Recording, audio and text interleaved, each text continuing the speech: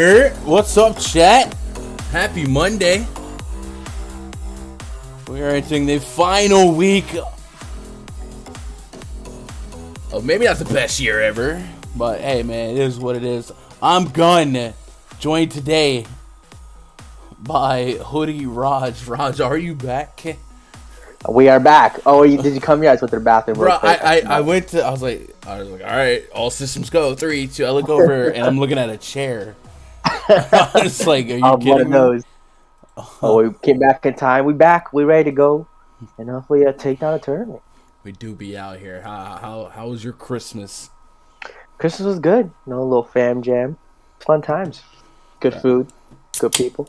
I love Christmas NBA, man. It's so much better than Thanksgiving NFL. Like, it's not even close. Yeah, I know what you mean. I feel like NBA just does a good job of putting good games. Obviously, this year with COVID, some names were missing, but they do a good part of getting marquee games. While Thanksgiving NFL, I don't know, they just put some weird teams there for some reason, unnecessarily. It's always like Cowboy line. It's like tradition for these teams to play.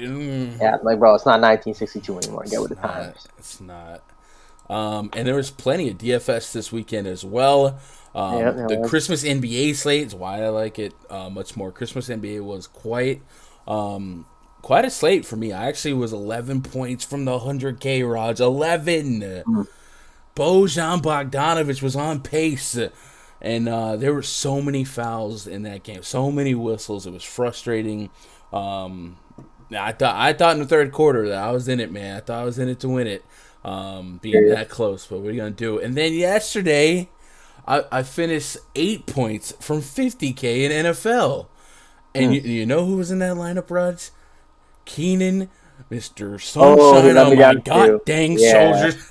Oh my gosh, man. Thankful. I had a Joe Burrow double stack, went all the way off with James Robinson, who left with injury, and then I had Justin Jackson in it too, so that kind of hurt. Could have been big, but it's part of the game. Again, killed all the prize picks. I was so heavy on Miles Sanders and James Robinson. Killed, and then the NBA, who got hurt yesterday too during prize picks. Montrezl Harrell got ejected for me. Someone got hurt and killed me. Look it up. Yeah, so yesterday was a day of injuries. Well, I think just been running good, so the run bad had to come eventually. Yesterday happened. But what are you going to do? Yeah, well, I mean, I'm running good, but I'm also running bad, because I'm so close. Yeah, but exactly. A lot of screenshots in the Discord the last couple days. Of course, before the break, you had back-to-back comma in the profit column nights on PrizePicks. Fish Fan banked the tournament on Thursday. My boy Pav, shout out to Pav, one of our European members. He finished, I think it was 8th in the 100K 20 max yesterday. And I was looking at it, Ross. There was like 400,000 entries in that thing. Finish in top 10, bro. That's wild. That's better. I'm almost sure like getting struck by lightning is like better odds than that. That's crazy. So I was like, congrats. It's also painful because I know he was like 2 points away from first or something. Yeah. It's like a couple rebounds or something stupid like that from 100K swing to like 8K. I was like, congrats, but definitely don't look at other contests that you would have won. Right. Because if you finish top 20 in a thing with 500,000 entries, you got a good shot. And then all of us cleaned up on Yahoo. It was hard not to, right? Yahoo, the $1 100K single entry. So really good weekend. Like, I'm happy. I like when I do well, but I love when I'm doing all right. And I look in the Discord, and so many people in the community are doing great as well. Somebody else crushed it. I want to say Chuck. Chuck, if you're out there, I think Chuck had a good night yesterday in NFL. So it was a lot of fun, a lot of winning screenshots. That's what you like to see. What's up, chat? Shout out to the live chat. Big League Stu in the house. Nova Scotia Skimmer Mia Moore live from Nova Scotia. The bed. That's just the name, Nova Scotia. Oh, okay. That's a province. No, shout out to the geographical location, Nova Scotia. Maybe he's from Nova Scotia. Why would Nova Scotia be your name unless he's from there? While we're at it, Guam, you're South Africa, not North Africa, South Africa. If someone has Nova Scotia in their profile, they have to be from Nova Scotia. There's no other Nova Scotia reason for it. People don't go to Nova Scotia, even over here. What up, Lorenza? Lorenza came in hot yesterday, Raj. We were in the pre-lock Discord talking NFL, and he goes, I swear, like, it's 30 minutes before lock, he goes, Why are we not playing Rex Burkhead today? Oh, he was the one. Okay, I wondered who I was thinking. Who mentioned Rex Burkhead? And he went all the way off. Yeah, he Shout was out on Lorenzo. it, bro. I was like, oh man. Then of course Rex I wish I Burkhead, listened. 30 Yeah, he didn't bomb. even make it all up. Yep. Rich homie Quinn Huntley for MVP. He made it happen. Shark Keeler says Rocky Johnson. Peter Maivia will stay in the family. What up, BP? What up, Justin Brooks? Jay Smooth in the chat. Nova Scotia said, my wife isn't feeling well. I asked if I could sign a 10-day contract to replace her. Could you imagine? But like in the spirit of the NBA, it's like a 10-day contract with an ex-girlfriend.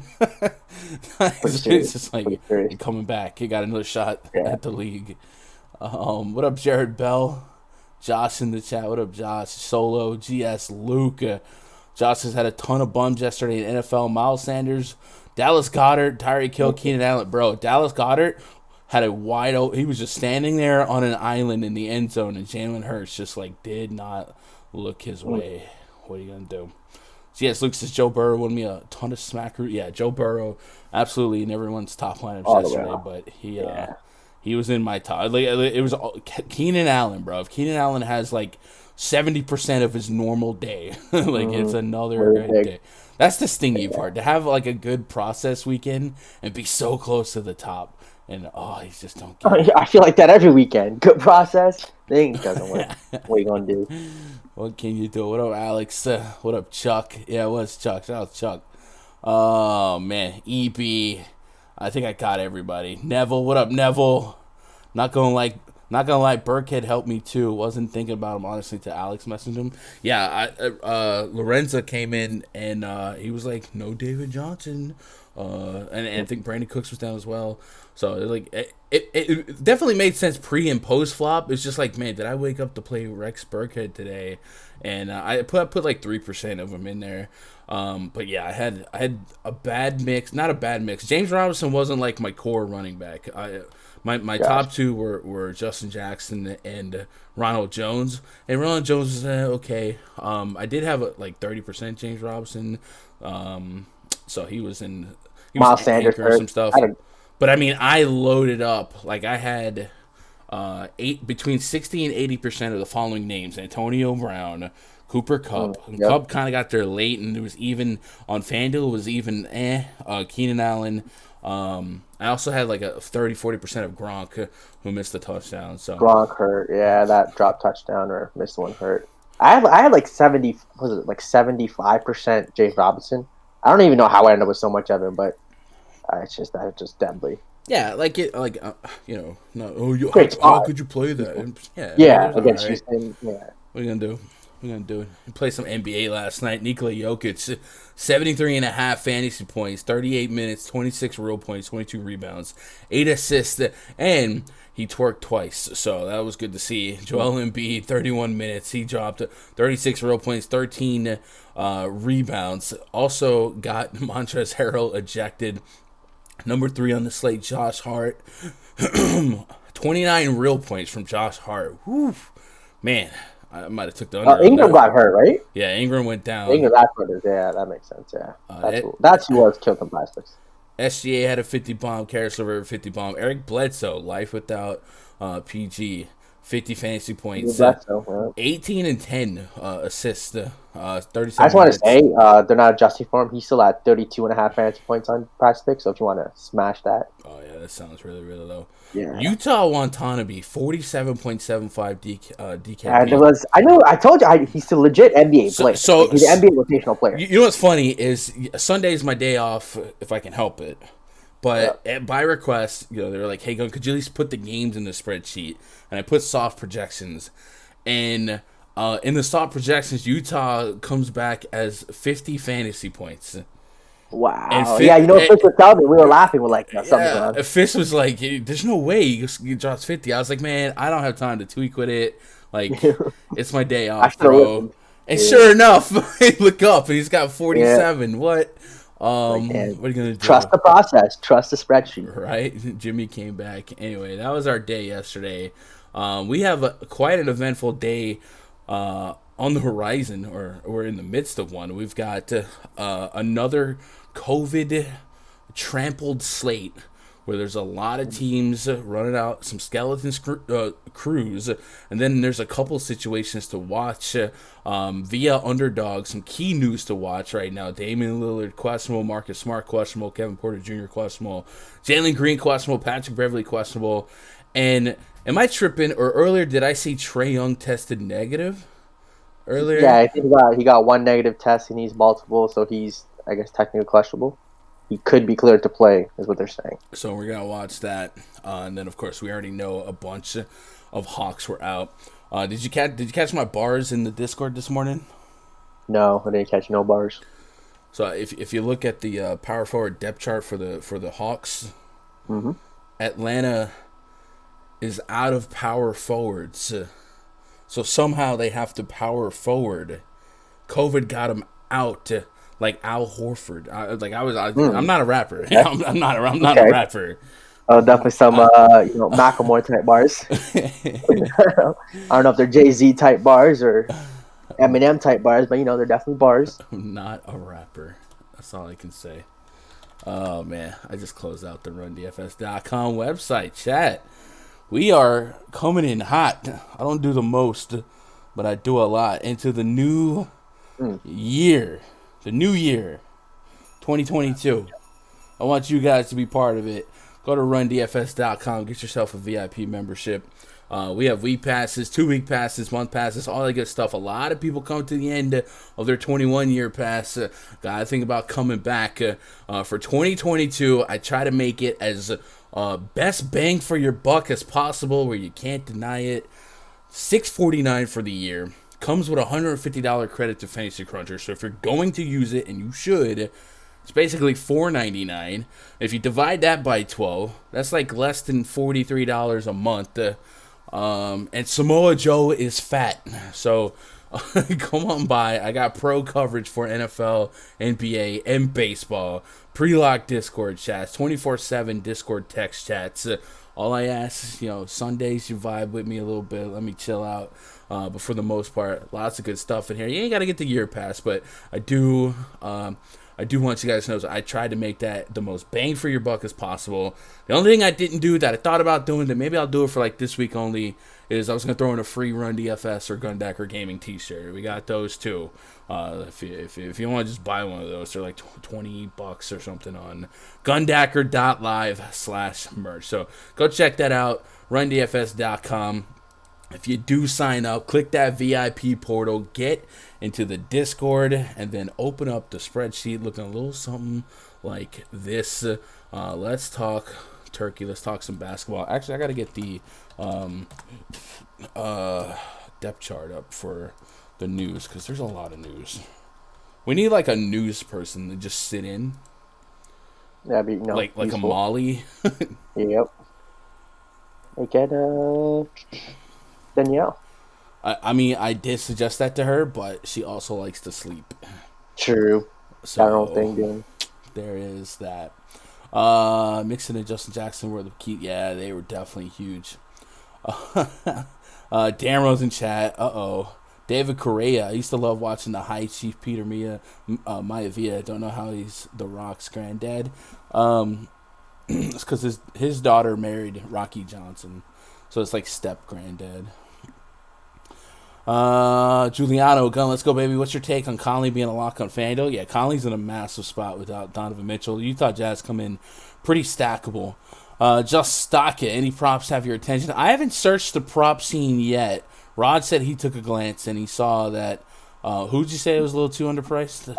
Eric Bledsoe's at 32.5. Mike Conley's at 32 as well, with no Donovan Mitchell. And I like Malik Beasley is at 33 with everyone out. And Jaylen Brown, they took him off, put it back on, but they only put him up at 44. So, I think those four are locks. I don't know, 100 on those guys. Hopefully change that to 1,000. Yeah, I could see that. All right, let's talk some basketball. Let's go game by game here, chat. You guys already done a little bit of research. Hey, man, don't be stingy. Share it with the chat. Tell us your favorite plays, game by game. Hit that thumbs up. Get the vibes up. Houston Rockets at the Hornets. Projects starting 5 for the Rockets. Kevin Porter Jr., maybe. Jalen Green, possibly. Eric Gordon, Jayshawn Tate, Christian Wood. taking on LaMelo Ball, Terry Rozier, Gordon Hayward, Jalen McDaniels, and Mason Plumlee. A 234.5 total, 7-point spread in favor of the home team Charlotte Hornets. One of the better games of the season from a fantasy standpoint this year was the Hornets and Rockets. That one went into extra innings, I believe. We got a couple names different in this one, but potentially, if the Rockets do look a little healthier than not, we might be able to run it back and have another shootout. So I'm going to pull up the Rockets information. Let's see if we get any update. Kevin Porter, the best we saw earlier, was questionable. It might be one of those spots where if Kevin Porter can go, they might be monitoring his minutes would be enough to mess things up. I don't see any blurbs on here. Up on the right. Says Kevin Porter Jr. Left thigh bruise, questionable. He hasn't played since December 3rd, so if he is cleared for the game, he'll likely be on a minutes limit. Yep, exactly as we guessed. And probably the same as Jalen Green, but Green did play the other night, had a solid game. He's dealing with left hamstring management, so we'll see. Maybe you get one or the other. If they all played, maybe it's enough to screw everything up, as Kevin Porter Jr.'s, if he's on a minutes limit, I put him for 20, 24. Even if you got up to like 27, it's probably not enough to play him and enough to mess up the usage domino effect down the line. Maybe Christian Wood's still in play at 8K on both sides, looking for 40 plus. I think his best real point game this season came against the Hornets. Maybe he's still in play. But on the Hornets side, no PJ Washington and no Miles Bridges. That represents, we're talking 50 plus, maybe 60 minutes of opportunity here for that front court that's already undersized. Mason Plumlee doesn't make you feel warm and fuzzy, but you can see the path to minutes for him. And then maybe Jalen McDaniels. He's looking like the guy that should benefit points per dollar as a guy that is priced probably too cheap for the opportunity before him. We know bigs against the Houston Rockets have done well. 28, 26, 27 minutes the last 3 games for McDaniels. Been around a fantasy point per minute, if not just less than one. And we're talking at Denver, at Utah, at Phoenix. That's a pretty tough stretch of matchup. So you flip that spectrum into a more positive matchup of the Houston Rockets front court. I think Jalen McDaniels stands to be one of the better value plays projection-wise. I'm getting about 30 fantasy points on my projection. So look for him to be a potential core value play today. But Rods, any Hornets standing out that you want to anchor around? I know we're going to have a lot of can't refute COVID value today and a couple of next man ups. You mentioned Eric Bledsoe, maybe Mike Conley. But there is some ceiling in this game worth having. I think on LaMelo Ball is the biggest talking point here. Would you be interested in getting 9.4, 9.5 Melo Ball today? Yeah, so I think, obviously they're coming off tough matchups, so they're kind of priced reasonably. 9.5 LaMelo Ball is intriguing, definitely a 50 bomb here. But it just kind of depends with the other studs on the slate and how the news breaks down. So right now, paying up for James Harden against the Clippers, Jaylen Brown, a similar price tag, I think probably it's a little tough to get to. If Lillard gets ruled out, if some of the Lillard shares I probably would have had, I can transfer to LaMelo. If Trae Young gets ruled in, I think that's an interesting 1v1. Trae Young gets Chicago with all the guys out versus LaMelo against Houston. I think I might be leaning Trae Young, but again, that'd be a close call. So he wouldn't be a tier 1 for me, but probably a tier 3. The other pieces, guys like Gordon Hayward or Terry Rozier, I don't think I'm getting to a ton. Again, Gordon Hayward just hasn't been shooting the ball well last few games, 2 for 8, 4 for 13, 1 for 10. Obviously, it's a better matchup. He's been some tough matchups. But again, at this price tag, 6'4", there's definitely some upside there against Houston. But when everyone's healthy, Bridges is out, but when Terry Rozier and LaMelo are playing, he doesn't have the playmaking duties that he usually would if they're out. It's not to a ton of him. On the Houston side, I think it's going to come down to that Kevin Porter, Jalen Green news. If both those guys are out, I love just kind of team stacking some Eric Gordon, put in some Christian Wood. If you want to throw in a Jay Sean Tate in there, I don't mind it against this Houston team. We've full stacked teams before against them. I do it again. If those two guys are in, I think on Houston, Christian Wood at 8-2, I still think has plenty of upside here. Dropped to 63 on him last game. Definitely 50 bomb possible at 8-2. But guys like Eric Gordon and Tate or Amani Brooks, if Kevin Porter and Jalen Green are in, I'd probably stay away from. See, it's such an unfortunate spot. I guess I would like Silas to voice that he would have minutes limitations on a couple of these guys. But it's one of those spots where like at least give me one of these guys out. Because we're talking 234 total. I mean, this is just doesn't happen in the NBA anymore. And there would be so many attackable spots. Like Eric Gordon would have a ton of meat on the bone at 5'5", 5'3". Jayshawn Tate, if you put him at 30 minutes in this pace in this matchup, would definitely be a 30-plus potential. And then Christian Wood definitely has 50 fantasy points in this matchup as a ceiling, and it is something that we saw earlier this year. And then that last game went so far down to the wire that it actually getting another quarter or so of opportunity. He played 40 minutes that last game, 63 fantasy points, 33 real points. Obviously, we're going to get closer to 30 than 40 out of the projection here, but still a positive spot. So I guess I would have some Christian Wood no matter what, but his tier in the rankings would probably be contingent on KPJ and Jalen Green. If we got just one of the two out, which hopefully is the likeliest outcome, Jalen Green did get to 30 fantasy points in less than 30 minutes that last time out. But yeah, if you could take one of them out of the mix for me, I think I would feel stronger. I think they both play. Like Jalen Green played last game. I think that question was just being cautious, and Kevin Porter was expected to be back. Yeah, in the game earlier, so I think they both play. I don't love that. I don't love it. And Kevin Porter first game back at 7-4. He dropped 50 on him last time, but his first game back after a long layoff, I probably don't get to him. And that's the thing. The expectation is a minutes limit. So like, watch him play full minutes, and we're just all assuming. Yeah. Let's get caught up in chat before we move on. Why is she laughing? What happened? Oh. When your girlfriend says she likes Christian Wood.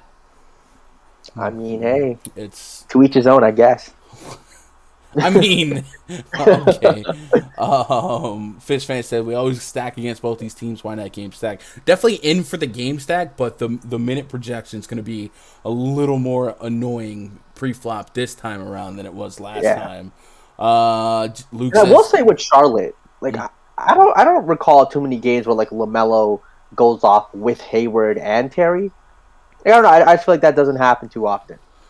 LaMelo? No, I think you're tripping. With LaMelo, the issue is sometimes he'll get benched down the stretch if he's either making dumb plays or he's in foul trouble or something like that. So that's why it's hard to tier one him with confidence. Like, see, I don't know, Denver's scenario. Only played 25 minutes. The game wasn't that far out of reach. Just sometimes they'll close with Ish Smith or something like that if I don't know, if LaMelo's being a bad boy that day. So I tend to never tier one him because of the volatility in that, but he still just got so much upside that if a game's playing close or if it's against a team like the Rockets where you shouldn't see a lot of mental errors, it's a young, inexperienced Rockets team I can get behind. I don't think he's going to be tier one for me today because I think this slate's going to give us some can't deny value, like Eric Bledsoe, guys like that, and James Harden's still on the slate without Kevin Durant, you know what I'm saying? So I don't think a 9K player like LaMelo Ball with any bit of volatility is going to be tier 1 for me, but it'll definitely be in the pool. I'll probably start him as a tier 3, and we'll graduate from there.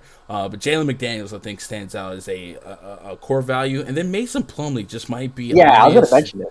Yeah, if you can get his, like, I don't know, they still have Nick Richards. They're not. They're not giving Nick Richards a ton of minutes. But like, I also like, is Mason Plumlee going to, like, I put him for 25. The expectation for much more than that, probably not. But per minute, he could absolutely thrive. So like, I guess if things fell the right way at 4K, it wouldn't take a whole lot for him to paid off hiccups. What the Caps' upside a bit is, I know before, Plumlee when it was in Detroit, and even before that, I think it was in Denver, he had some games where he'd have like 6-7 assists and all that. Just with LaMelo, Gordon Hayward, and Terry, his assists aren't really there. He has like no kind of playmaking duties. Yeah.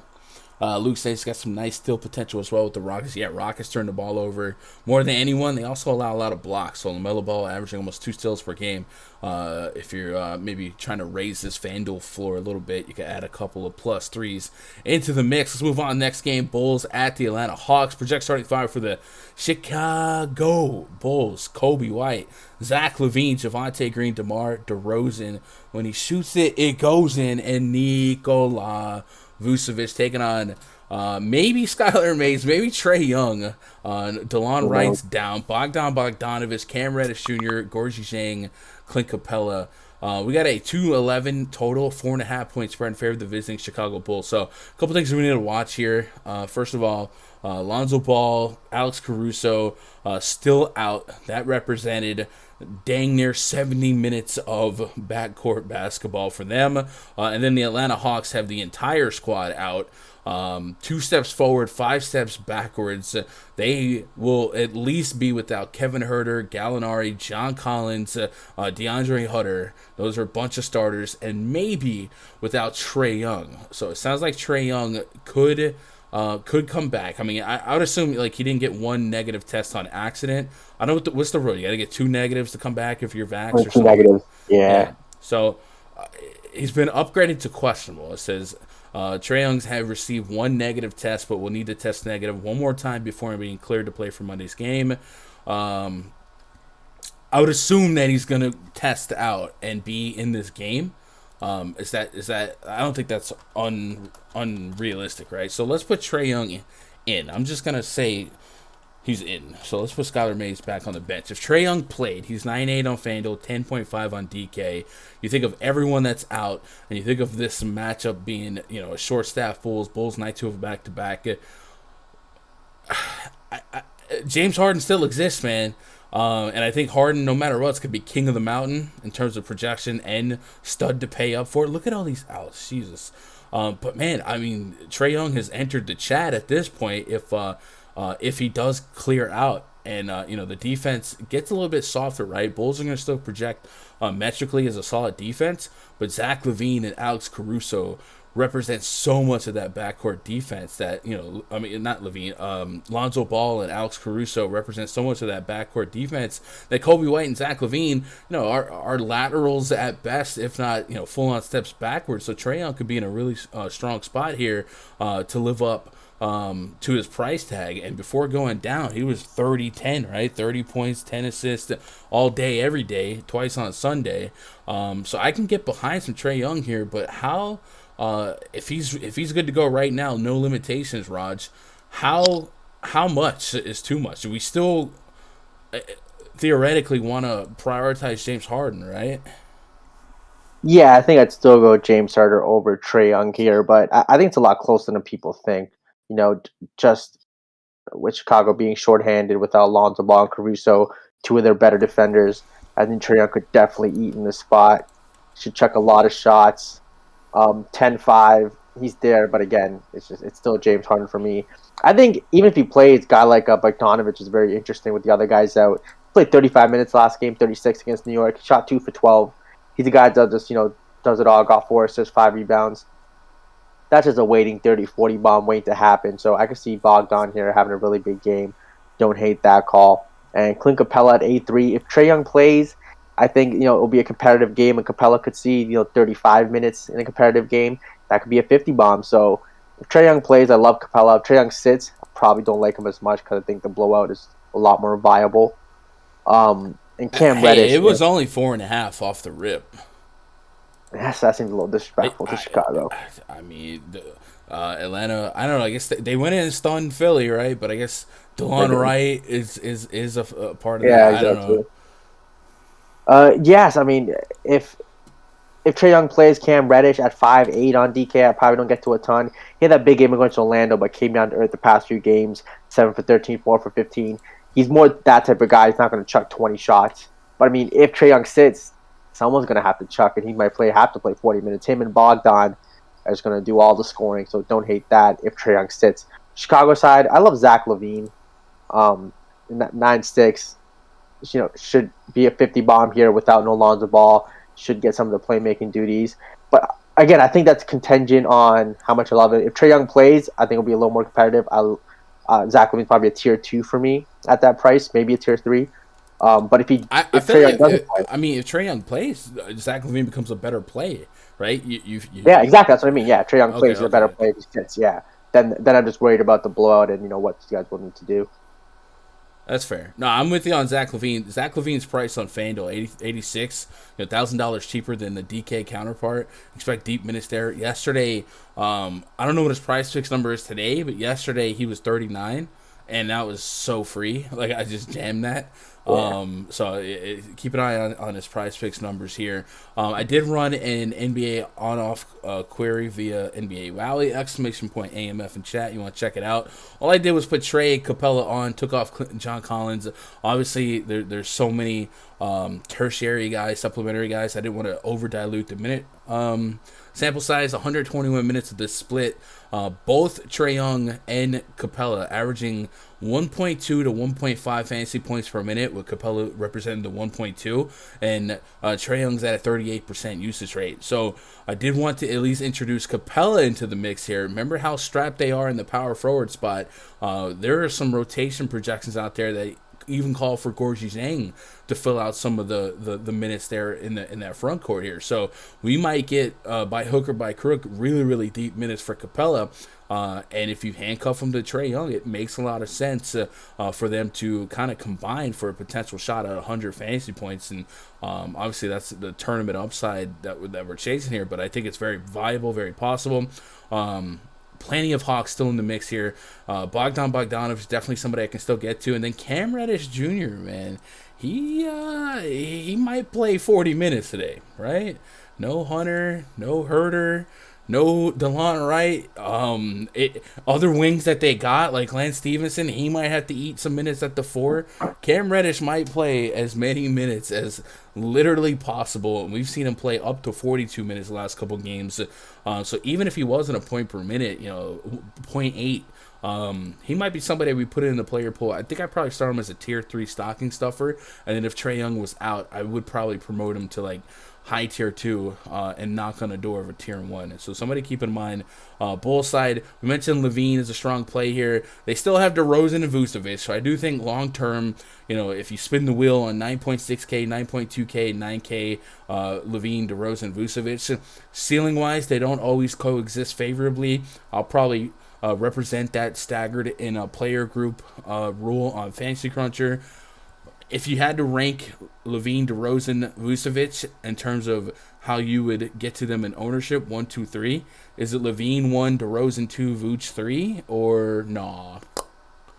I'm going LaVine 1, DeRozan 2, Vooch 3. I think this Vooch has the toughest matchup here with Capella in there. So I'll probably have the least amount of him. Now, I probably don't get to... 20 lines, I'll probably get to 0 Vooch. Running 50 or 100, I get it, but just not a play I'm going to target today. It's going to be just mostly LaVine and DeRozan for me. Yeah, I think that's pretty fair. I also don't mind looking at maybe LaVine and DeRozan real point props. These are two guys that average 25 points a game as it is. Maybe Lonzo does an incredible job facilitating and setting up their shots a little bit more. But so much scoring dependencies on these two. And LaVine doing a little bit more ball handling. Maybe he takes a little bit more shots. 29% usage rate on LaVine in this split, 28% for DeRozan. No one's at a fantasy point per minute or greater on FanDuel. And right ahead is a point per minute for LaVine, Vooch, and DeRozan on DraftKings. So I guess there's an outcome where one guy spikes, maybe 2, or they're all 3 average plays. So because of that, I probably don't tier 1 any of them. But I'm thinking about LaVine on FanDuel just because I think there's plenty of meat on the bone. Really at all their prices, Raj. You get about a $1,000 discount to everyone other than DeRozan from DK to FanDuel. 83 for Vooch, 86 for LaVine, and 89 for DeRozan. DeRozan's the only guy close to his DK price point. Maybe they're stronger plays just by an inch for me on FanDuel than DK here. Chat, anything from this game before we move on to the next one? Jesus, Encore. What the F? Nick Batum listed as out. Okay, good to know.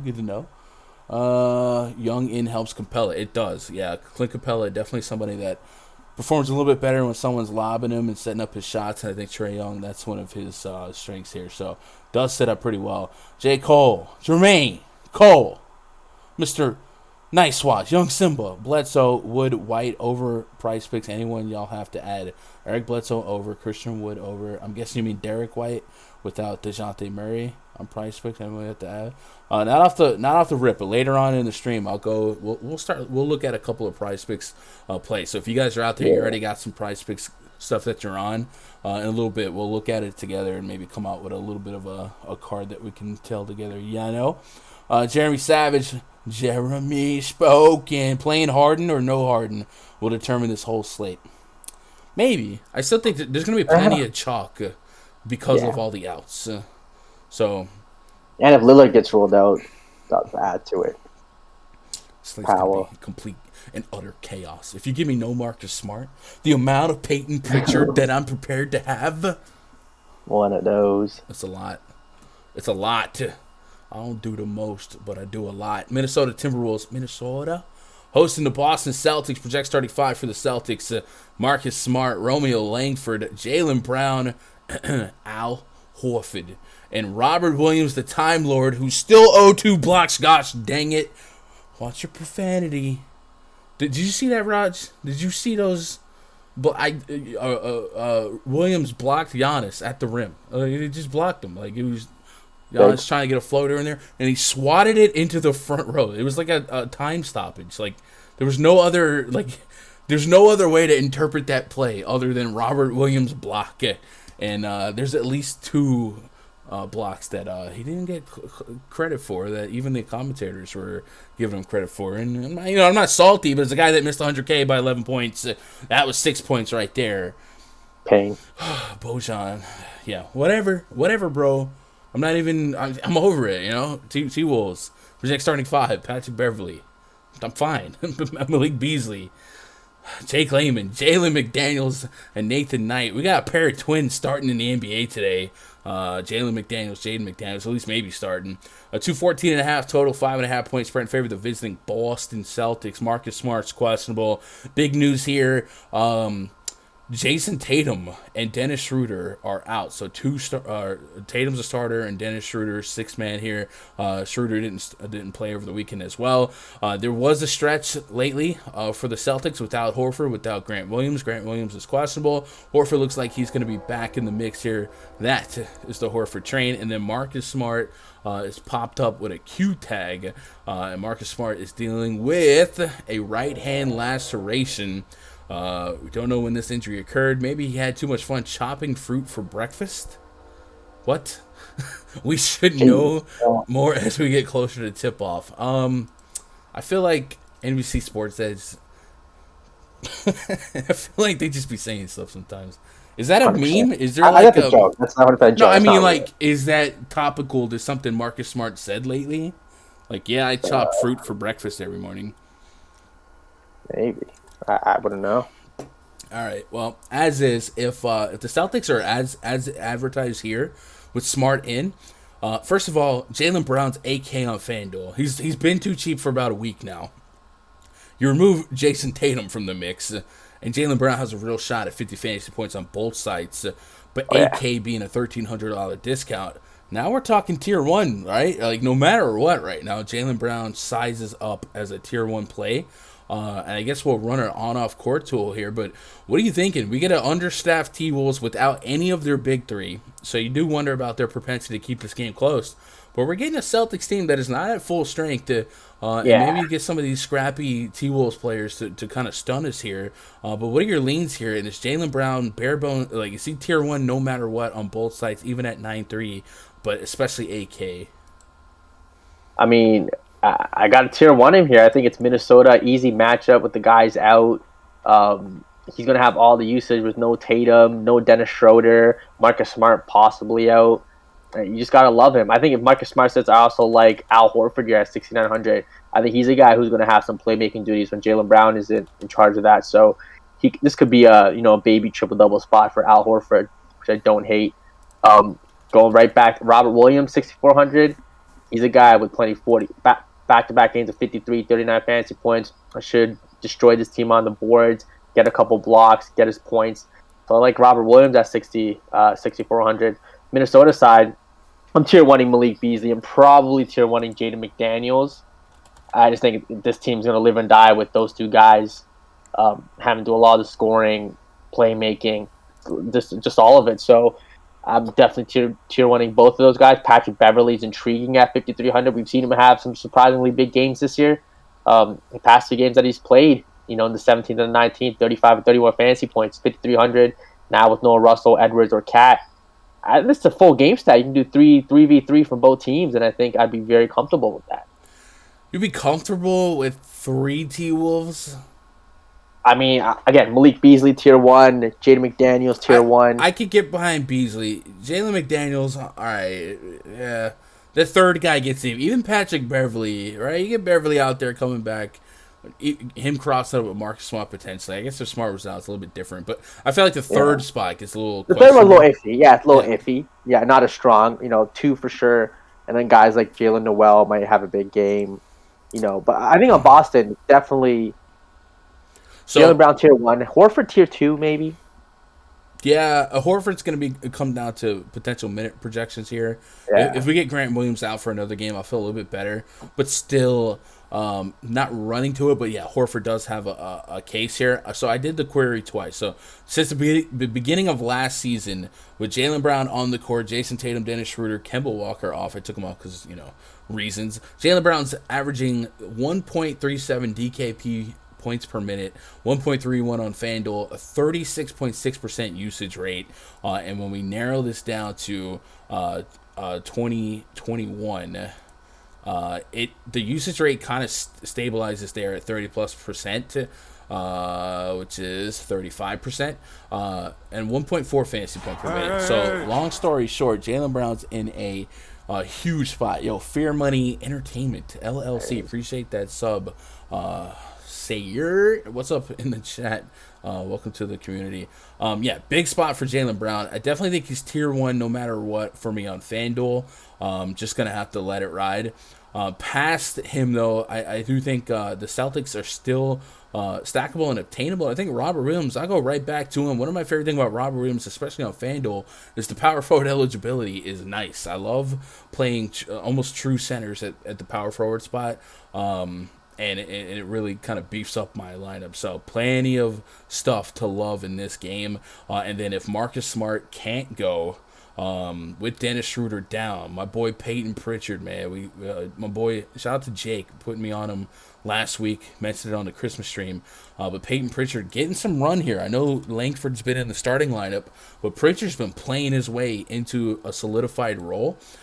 He got 30 minutes against Milwaukee, 16 real points, man. He was just out there chucking. And I think if Marcus Smart can't go here, you might see a scenario where Peyton Pritchard is still a strong shot at 30 minutes, maybe more than 30 minutes in this scenario. Double-digit real points in 3 of his last 4 games.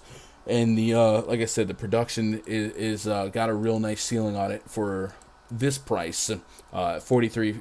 It's a little bit more favorable, but I like the spot. Let's get caught up on chat before we move on to the next one. Arizona Drama says Giannis blocking Williams to save that game. He's just insanely good. That was a fun game to watch. I watched it from wire to wire, and basically, the Bucks were trailing the whole game, and then took the lead with 30 seconds left. It was a Robert Williams got blocked, right? But kudos to Williams. He ran the court, got the block of the other side, kind of like the LeBron James chase down block. But then the ball ended up in Wesley Matthews' hands, and he hit probably one of his most emotional shots ever, man. It was so entertaining. That was so fun to watch. And then essentially the Bucks stole Christmas, Raj. Trailed the whole game, and then 30 seconds left, they steal it. Man, what's up, Houdini? It wasn't a block because Giannis was losing the ball already when Williams swatted it. It was a block, man. Peyton Pritchard would be the lock of the slate. Smart's rolled out. Definitely love the upside. What up, Alex Ramos? You think this game could be a blowout? The Celtics game?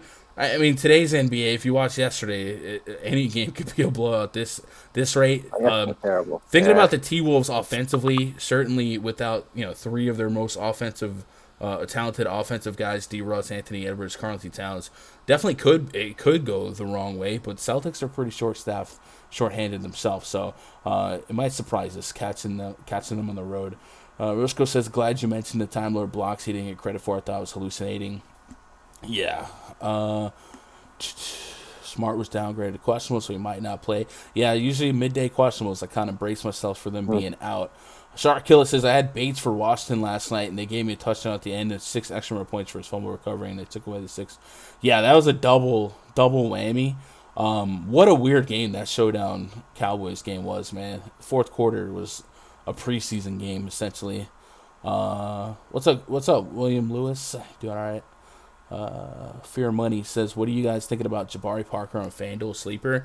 I think Jabari Parker is out of my consideration with Horford and potentially Grant Williams back. He was a guy that maybe stole some minutes because of those guys being down. I guess if you script some Tatum minutes going his way, but I feel like this slate's going to give us too much value that is a little bit more solidified than Jabari Parker here.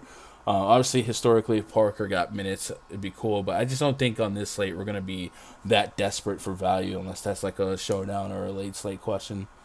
Spreadsheet has DeAndre Jordan on Suns. I'll fix that. You can play Beasley over DeRozan. I mean, you could. It's not a price. Like Malik Beasley over DeRozan? It's not a price. I mean, I love Malik Beasley, yeah. But, straight projection, that'd be a tough call. I mean, I wouldn't be shocked if Beasley outscored. Like, this could be a 50 spot for Beasley, without a doubt. My boy Michael Tyler says, I was at the Bucks game. Me and Hennessy willed them to that W. Dude, that must have been an amazing game to be at live if you're a Bucks fan, right? Just they never gave up. They were down by like almost 20 at some points, and coming back scrapping. Grant Williams available to play now. Right. So I mean that would make me like Jabari less. So stay on topical. Love being part of the Run DFS family. Yo, shout out to Lorenza. If I would have picked T. Higgins instead of Gronk in the flex, I would have won $100,000 yesterday. Oh, Willie. Pain. You get so close, bro. I'm telling you, Christmas night, I was in my office right here sweating it. Like anytime Bojan did something, I've never been so hyped in my life. Guys, you don't know, Gunn actually won $100,000. He just swapped out Carmelo for Bojan. Well, he actually won $100,000. He had Carmelo, or he doesn't want to check, but he probably had Carmelo. I will say that's a legit possibility. I was late swapping all day, and I started the day with like 15% Melo, and then as I started getting lines that were stronger, I took out Melo because Melo's more likely to drop 20 than 50. And I also had like 25-30% Dwight Howard. So a lot of lineups got nerfed on that because the game went pure small ball. Dwight Howard played a couple minutes in the first quarter, then Carmelo started playing center. So, yes, it is very possible that I swapped Melo to Bojan and left $100,000 on the table. I cannot confirm that because I don't want to do that to myself, but it is a possibility.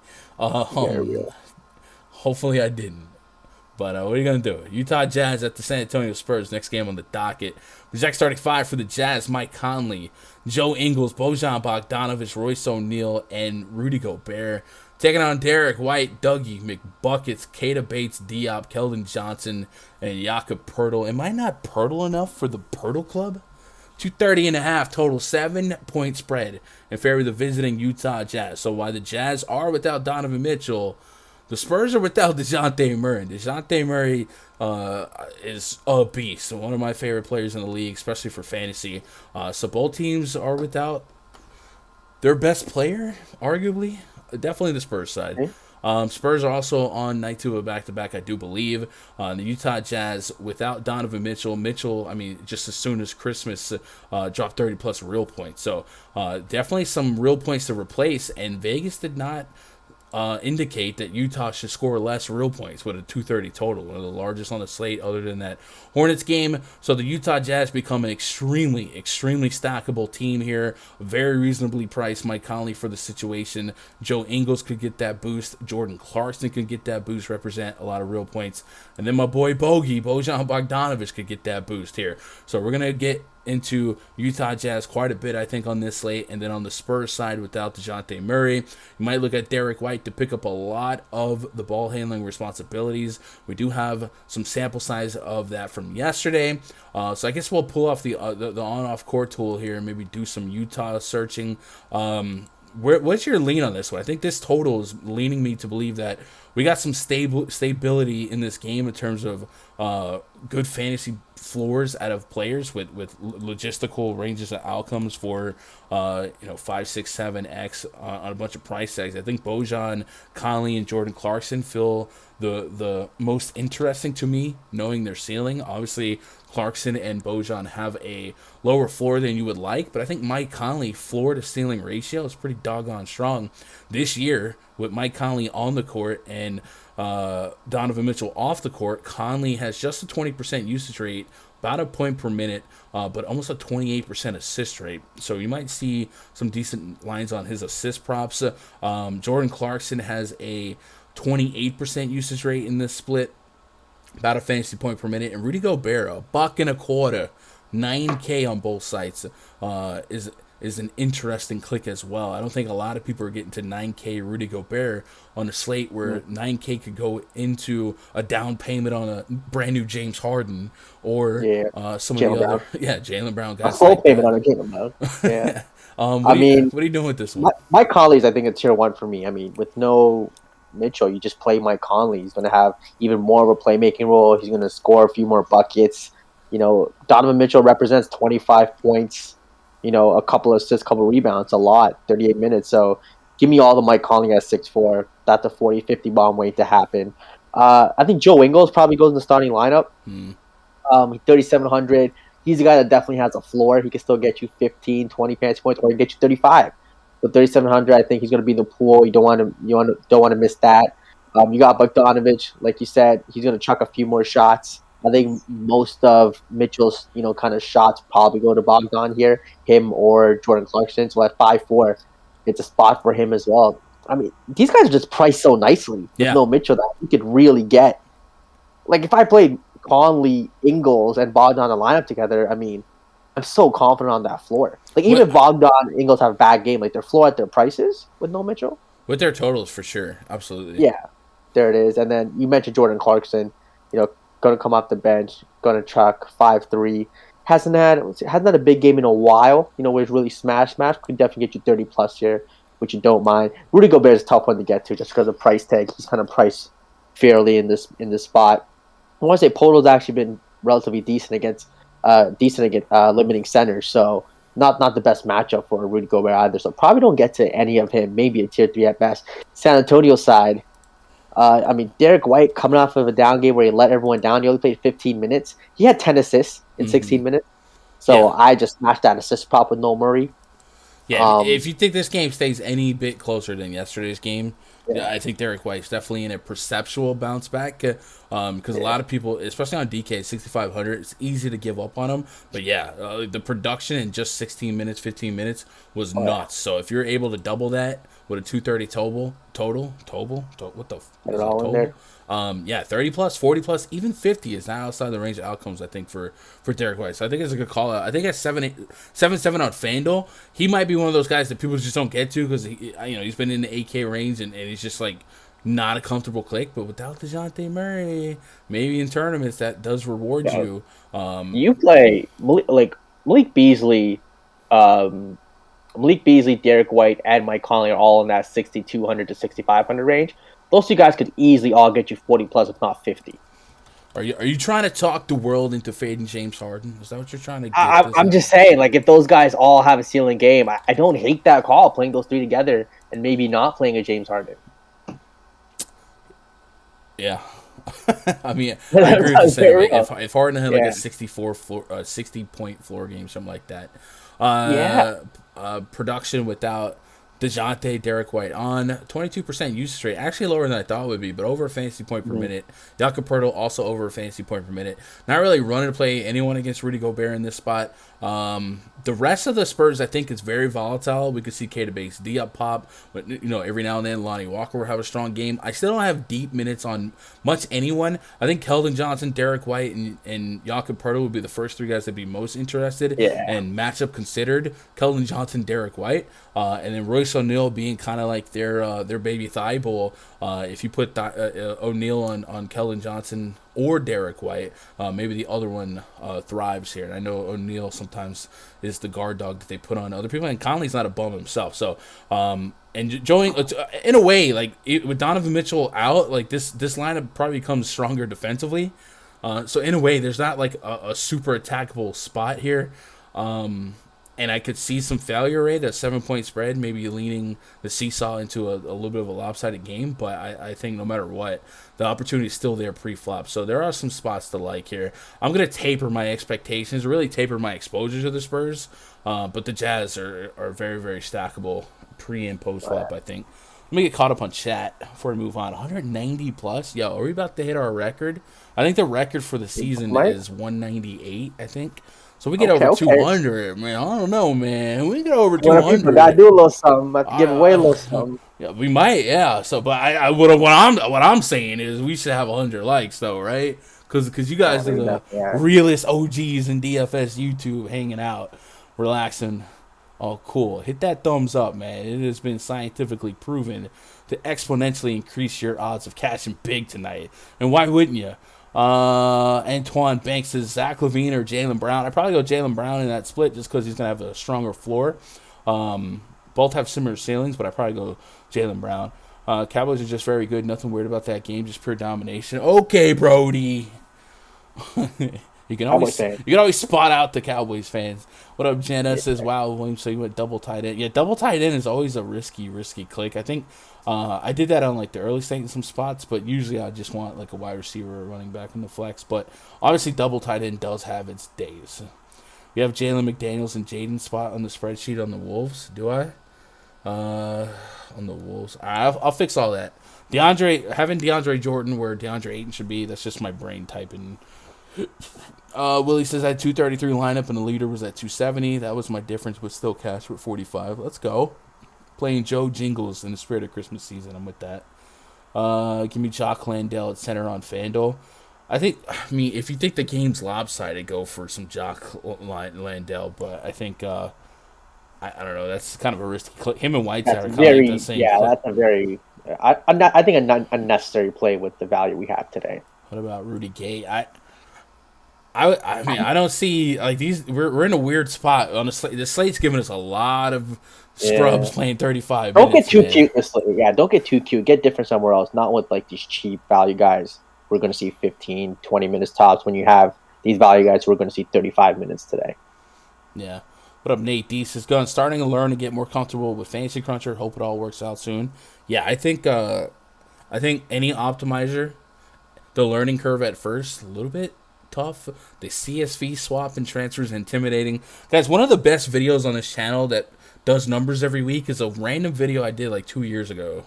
And I was like, how to upload 150 lineups to FanDuel or something like that. And every weekend it gets like, I don't know, 40, 50 views. So, and this just goes to show, like, that's kind of a confusing process at first. But once you get it, like, there's some people right now that it's just pros with it. Like, for me, it's just a couple of clicks there. And same with Fantasy Cruncher, man. If you, or any optimizer, if you learn how to set groups and correlations and stuff like that, exposure levels, stuff like that, it's a process. But once you fine tune it, man, I think you'll find it's a very powerful thing to do, and it makes you so much more efficient as a player to be able to do that. I don't think I could ever go back to just purely being a one lineup guy again, and I love being able to kind of predict ranges of outcomes and representing those in multiple lineups, and then also you start gauging ownerships and playing the leverage game. It's a whole different ball game once you click through that barrier, right? What are we gonna do here? Do you want to do a little bit of PrizePicks hunting? I'm down. Do it. PrizePicks hunting chat. First of all, if you're not on PrizePicks, get signed up. If you're not on PrizePicks, what are you doing?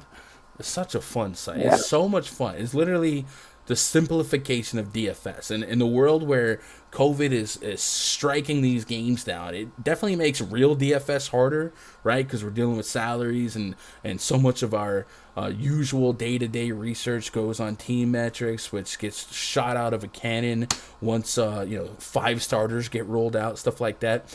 But it becomes much more profitable to attack some of these players that are next man up on a site like PrizePicks because, man, they are Their guy bleeds red too. You know what I mean? He's gonna go out there and set some lines, and it's gonna be at a tough spot. And we've been seeing soft lines all throughout the weekend, all throughout the COVID-stricken season. And also, it's just going to simplify your approach, so you don't have to wrestle guys on 150 lineups. You don't have to babysit lineups all night. You just sweat a couple of players. You can put as little as 2 players on a card. You can put as many as 5. You can 10x your money.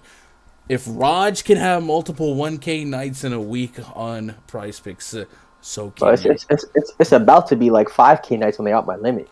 Wait for it. I just messaged them. Up my limit. They're like, I'm not broke. Up my limit. It's like there's people that listen to like DFS content in a car and they start arguing back and try to show off for the wife. Oh, he's stupid. He don't know what he's talking about. This guy's gonna do it. Blah blah blah. Well, if you think that about me or Raj, then you should be on PrizePicks, because PrizePicks has some really attackable lines. So if you sign up, they have an Android app, iPhone app, desktop app. They've been evolving week to week, month to month. They added a search function last week. It's so much fun. Get on there. If you sign up using code Gundecker, they'll double your first deposit up to $100. It's instantly, no slow drip, no gimmicks. $40 becomes $80. $20 becomes a 40 spot, and $100 becomes $200. That's what you did, Raj, right? You used code Gundecker. Yep. They doubled. Put $100 in, $200, and now when we turn it to $4,200 in winnings in like 3 weeks. So looking at the lobby today, chat, if you guys got some fire picks, throw them out there. Raj, you said Eric Bledsoe was too soft, right? Bledsoe's a lock. Mike Conley, 32.5 for Bledsoe. Think about no lock. Paul George, no Reggie Jackson, right? Eric Bledsoe, I got him for 44 PrizePicks points. So yeah, that's a 12-point gap here. We'll probably see that go up. Yesterday, Bledsoe dropped a smooth 50, so he would be something I probably anchor on. Who else did you like? Conley? Mike Conley, I think, is a lock at 32 as well. 32 is on the nose, but I can get behind that. Malik Beasley's at 33.5 now. I do like the Bledsoe call for sure. Who else is short? The Celtics are short. Where's the Jaylen Brown's at 44. That's reasonable. I think the prop that you really want to hit on those guys, Jaylen Brown's at 3.5 assists. Marcus Smart assists, I would just smash. What about Al Horford assist? I feel like he does. Yeah, 3.5. Yeah, that's. Let me double. I like check that too. Horford, real quick. Might get behind that. And in the same process that you guys use for DFS, you can use for PrizePicks, especially something like assist here. So I kind of want to put Horford on. I want to take off Brown and Schroeder. And this is only this season, so maybe there's not Brown, Tatum and Schroeder. I definitely feel like Horford can do a little bit of facilitating, so I don't want to get too stuck on that one, because 3 for any big is a little bit up there. But man, could definitely get behind that. So Horford has a 23% assist rate without Tatum. If I make sure Schroeder's not in the split as well, Horford is at a 18%. So I guess Marcus Smart is at 40+%. But the minutes is so short. Yeah, I might get behind the Horford assist prop. Chat, you guys got any good ones? Yeah, I like that. Jeremy says, we got. What did you say? Did you have one? I was gonna say Zach LaVine's at 39. If Trae Young plays, I'd hit the over on that too. Yeah, he was at 39 yesterday, and I got that pretty. Yeah, I can get behind that for sure. We gotta hit some unders though. I was talking to Crazy yesterday. It's like unders is where you can be, I think, even more profitable. Like obviously, overs seems a little more fun. I always hit the overs, but I'm thinking, why don't I hit unders more? Because they're not fun. It's literally not fun. I mean, it's more profitable, yes, but nobody wants to sweat it under. But yes, if you want to be sharp and big brain, galaxy brain, a lot of these unders or whatever. Frank says, how about a video of sites to go to for pertinent information to help you navigate your fantasy team, like NBA Wowie? I'd watch it. I think I have one for NFL. I don't think I ever did one for NBA. But yeah, NBA Wowie is one of them. I mean, honestly, Add More Funds does a good job of rotations, and Wowie, between that, it's just looking at projected minutes and projected lineups. You got Jordan where Ayton used to be. Okay, buddy. Building a lineup on DraftKings. I have 3,900 available at power forward. James Johnson, Layman, O'Neal, McDaniel. Probably one of the McDaniels are the ones I'd get to. Yeah. Gilly. O'Neal doesn't really get a big offensive boost. I know everyone does, but O'Neal's never really like an offensive guy. He'll bleed through for a strong game here or there, but McDaniels would probably be my pick there. I remember Hot Roster, who allowed PA residents play on like PrizePicks. The site was, yeah, Hot Roster. Yeah, Hot Roster is kind of like the original PrizePicks, but Interesting. What happened? Been bankrupt? I don't know what happened. I was on a call with their CEO once. It was like a council thing. And she seemed like a soccer grandma, but she was interested. I think she might have just been here too early because at the time, DFS was still pretty gray. You know what I mean? Yeah, And this was more like prop betting and sports bets weren't legal, so she might have just been early. What are you gonna do? But shout out to PrizePicks though. No smart Pritchard point guard. Again, just a reminder, Sterling Brown spreadsheet. I have to keep saying. Just a reminder, Sterling Brown spreadsheet. Have to keep saying it. Sorry. I'll if you're worried about spreadsheet, man, I'll tweak all that when I get off the air and get into the pre-lock Discord.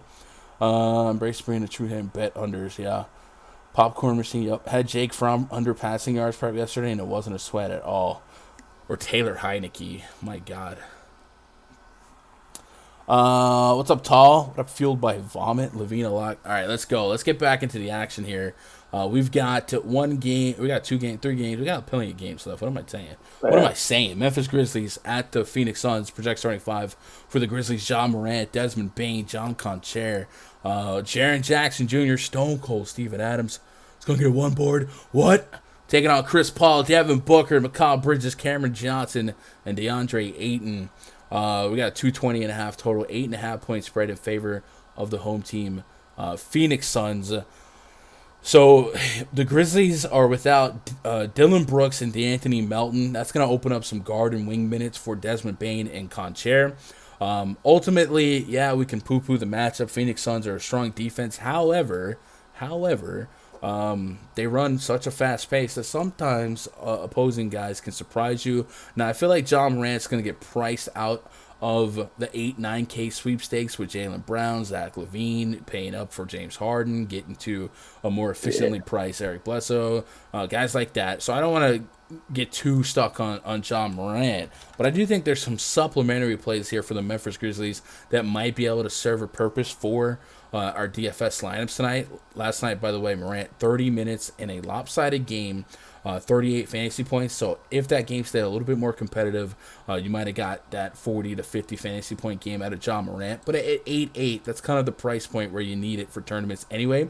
But Desmond Bane, I think, is the more curious click. I got away with Desmond Bane over 13.5 fantasy points in the second half on PrizePicks yesterday. By the way, PrizePicks does have halves and quarters.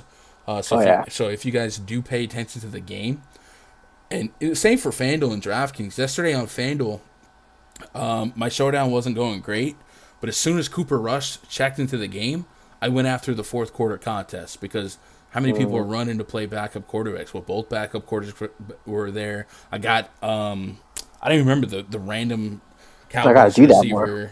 Yeah. I've won some second half showdowns this year, and it's just like, especially on Fantasy Cruncher, how many optos are supporting that? You get in there and you tighten it up. Earlier this year, the game that Christian McCaffrey got hurt on primetime, one of them, I went into the second half showdown, loaded up on Chuba Hubbard, and it was very profitable. So if you're actually watching the games, there's still ways to be more profitable than. I usually do second half when I want to chase some losses. I know if I'm rough now, I'm like, all right, let me try to save the night here. Second half hit.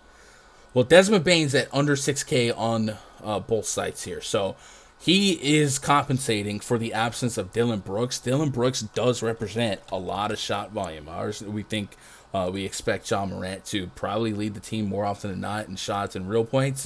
But Dylan Brooks is 15-plus shot attempts per game, one of the highest just straight-up usage rates on the team. So we are compensating for his absence, and we are also making up for a couple of DeAnthony Melton minutes.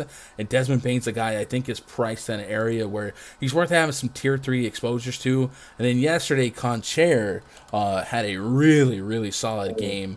And he's only $100 above min price. 28 minutes yesterday, 43 fantasy points. He had 4 stocks to boot, but scrappy with it, right? Rebounds and real points here. So you don't have to get much out of him at 3,100 for him to fill a role, fill a need. So he might be somebody you keep in your back pocket to play tonight. It's not going to be a warm and fuzzy spot, but like I said, a pace-up spot, a couple youngsters on the Grizzlies here with some extra implied minutes. I can get behind some Conchair and Bane exposure. I'm not running to Jaren Jackson Jr., but under 7K, there is a range of outcome for 40+. I do think the Phoenix Suns, their front court, I guess DeAndre Ayton, Jaren Jackson's a hackaholic, and I do worry about him getting into foul trouble. But I guess for the Suns front court to be without Jay Crowder, Kaminsky, guys like that, maybe Cameron Johnson demands a little less. I don't know. What do you do with the Grizzlies? I think for me, it's just Bane, Conchair a little bit, and I move on unless we got further developments that would lead me to feel more confident. I think everyone has a pivot at their price point that feels a little bit better pre-flop, right? Yeah, no, definitely for sure. I mean, if you're chasing, a top-heavy tournament, I actually don't hate a Ja Morant at 88. I mean, you mentioned there are other guys in that price that you like more, Zach LaVine's, Jaylen Brown's, Trae Young's, Harden. But Ja Morant, he dropped a 50 on him last time, and that was no blowout. So if this game somehow stays close, it'd be on the backs of him, Bane, and Jaren Jackson Jr. So, like I said, with the pace the Suns are running, if this just becomes up and down game and stays close, it could be a 120, 115 type of game. So maybe in large field tournaments running 50 lineups, I definitely have some Morant, Bane, and Jaren Jackson Jr. here. But other than that, yeah, like you said, there's just other guys priced better in better matchups. And again, I mean, Chris Paul is 7,900, Devin Booker 8,100. Again, if this game is a high-scoring game, these guys could be 50 bombs waiting to happen. So I wouldn't cross this game off. I think even kind of a game stack in this game is going to get real different. I don't hate it. Yeah, game stacks, it definitely feels uncomfortable. With the Suns, I think it's a 2 or 3 approach for me. Devin Booker did kind of let me down on that Warriors game. However, we know that when Chris Paul, Devin Booker, and DeAndre Ayton are on the court together, Booker's the closest to 30% usage.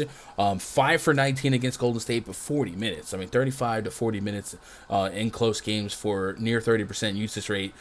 Every now and then, that's going to spit back 48 and 56. And at 8,100 on DK, that's still really, really nice. But at 74 on Fanduel, he remains in the too cheap area that I think he's, once again, I'll be right there getting to some Devin Booker bullishly. Got to have that goldfish memory in DFS. And then DeAndre Ayton. Against this Grizzlies front court, Steven Adams, a traditional center that I don't necessarily go out of my way to pick on, but I think he has a little bit of meat on the bone. And one of the things I do like about the Grizzlies matchup is they do allow amongst the most blocks per game in the league, so maybe Ayton can beef up his block projection. I do think Ayton, 81, 77, he's probably just more or less an unremarkable play. But when I think of untapped ceiling, I think Devin Booker has plenty of meat on the bone. I do think at 8-1 on DK, like I said, Zach LaVine and Jaylen Brown's going to soak up a lot of that ownership, but I think it's worth getting to some on both sides. But I do like the spot for him on FanDuel a little bit more. And then, yeah, Devin Booker's just another name to drop in the hat of balanced tiered guards that could push back some of the Harden lineups, right? You mentioned just looking at the guard area. If you sat out Harden at 11.2, which I wouldn't recommend, but you can justify LaVine to get you a 50+. He needs it at 9.6. You could definitely get to Jaylen Brown without Jason Tatum at 9.3. He could give you 50+. And these guys are cheaper on FanDuel, so it makes that Harden free lineup even more intriguing. Ja Morant has a path to 50+ if that game stays competitive. Devin Booker, we talked about him. He could get there. And we know Eric Bledsoe's in the mix. Derek White without DeJounte Murray. Mike Conley without Donovan Mitchell. So there's definitely plenty of ways to get to a strong guard lineup. I think the pushback on this entire slate right now is there's not a ton of high upside centers, but I guess we'll get to Kristaps Porzingis in a minute. He might be the guy that we remember can do it, but he's a power forward, so I don't know, power forward center. Still trying to beef up this lineup. So let's move on to that next game. Speaking of which, the Mavericks at the Portland Trail Blazers. Project starting 5 for the Mavs. Jalen Brunson, Frank Ntilikina, Dorian Finney-Smith, Kristaps Porzingis, and Dwight Powell taking on maybe Damian Lillard, Norman Powell, Tony Snell, Nas Little, You can hate me now. And Larry Nance Jr., there is a full-fledged outbreak in Portland, Raj. Even the coach, did I read that? I think Chauncey Billups went down. It's bad. Don't quote me on Billups, but I'm pretty sure I read Billups is down too. So it's tough. And then Lillard is questionable. And if Lillard can't go, good golly, Miss Molly, I don't know what's going to happen. Let me see if we can get the update on Lillard's status here. Questionable with personal reasons. So, never know what that means. And if he can't go, this is the skeleton crew for the Blazers. I'm pretty sure they have a bunch of no-name reinforcements to fill out 8, but it could be Anthony Simons for 40 minutes, Norman Powell, who already probably plays 40 minutes, Nas Little, Larry Nance. This becomes one of those, I don't love it, stacks, but a team that plays 40 minutes, you get there. Yesterday, the Raptors, Utah Watanabe, guys like that. The other night, we saw Naz Reid. Not a fun click, but he got there at high ownership. Minutes equal money, and for an entire team to be underpriced, you could justify it. Just a 1.5 point spread here in favor of the Dallas Mavericks. Let me double check to make sure that hasn't changed. But this could be a really ugly spot. And this is one of those spots that likely we don't have information to make decisions on pre-flop. So I guess maybe we just create a couple batches and a couple lineups. Because on one hand,